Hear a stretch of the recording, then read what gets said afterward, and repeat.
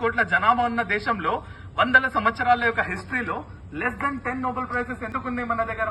అయితే దాన్ని బట్టి మనం ఏం ఆలోచించవచ్చు అంటే మన పిల్లలు ప్రయోజకులు అవ్వట్లేదు, మన పిల్లలు ఓన్లీ బానిసలు అవుతున్నారు. ఇప్పుడు నేను అమెజాన్ లో టీమ్ మేనేజర్, నేను అండ్ ఒక లాయర్ కూడా, కానీ నేను కూడా ఒక బానిస బతుకుతున్నా. దాన్ని కార్పొరేట్ స్లేవరీ అంటారు.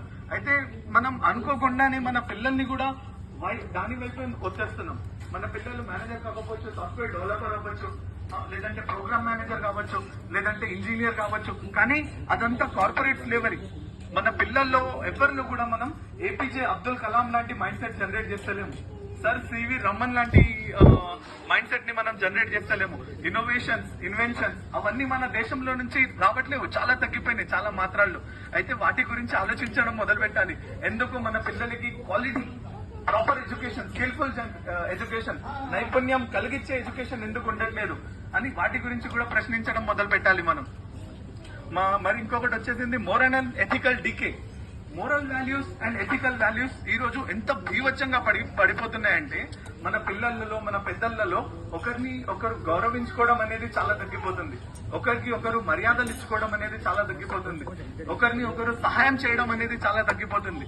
కంపాషన్ అనే వర్డ్ మన పిల్లల దగ్గర ఉండట్లేదు. అది ఎందుకు ఉండట్లేదు?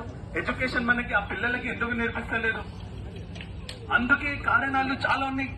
మెంటల్ ఇల్నెస్ కి కూడా అదే కారణాలు ఉన్నాయి మన దేశంలో. ఇంకోటి వచ్చేసి ఫిజికల్ హెల్త్ కన్సర్న్స్. ఇంతకు ముందు మీరు వింటారు హార్ట్ అటాక్ అనే problems, sugar problems, diabetes, blood pressure and heart stroke, brain stroke. ఇవన్నీ ఎల్డర్లీ సమస్యలు, ముసలోళ్ళకి వస్తాయని అనుకునేటోళ్ళం. కానీ ఈ రోజు మనం డేటా చూసుకుంటే, ఈ రోజు మనం స్టాటిస్టిక్స్ చూసుకుంటే అది పెద్దోళ్ళకే పరిమితంగా లేదు. 12 సంవత్సరాలు ఉన్న పిల్లోడికి హార్ట్ అటాక్ వస్తుంది, షుగర్ వస్తుంది, బ్లడ్ ప్రెషర్ సమస్యలు ఉంటుంది, బ్రెయిన్ స్ట్రోక్ వస్తుంది. ఇవన్నీ చిన్న చిన్న ఎపిడమిక్ లాగా మొదలవుతున్నాయి. ప్రతిరోజు ఎంతో మంది హార్ట్ అటాక్ కి చనిపోతున్నారు. మీరు వింటూనే ఉన్నారు.